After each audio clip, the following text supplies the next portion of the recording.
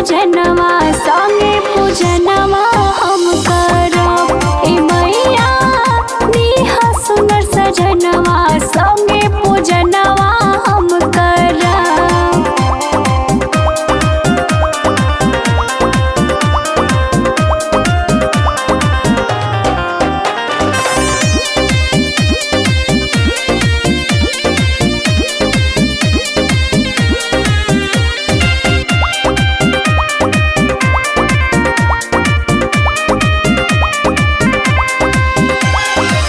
दीहा तू नेक हो लाखों में एक हो, तोके देखेले नजरिया मयरिया रहेले मगन, लागल तोहरा से लगन। माई देबू आशीर्वाद बाटे हमके विश्वास, तोहरा चरण में जिंदगी भरा।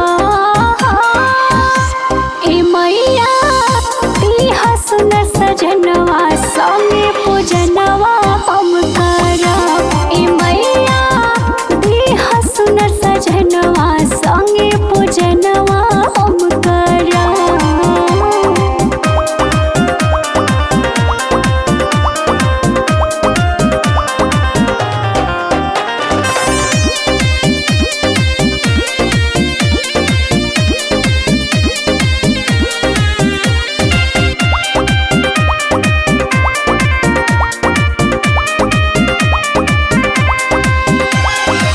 दिलचस बादल मूर्ति सजल, आवई प्रिया भजन गावा के माई के पंडाल सजल बा, के सच दरबार लागल बा।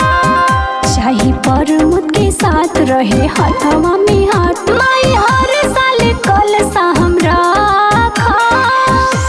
ए मैया दीहा सुनर सजनवा संगे पूजनवा हम करब। ए मैया दीहा सुनर सजनवा संगे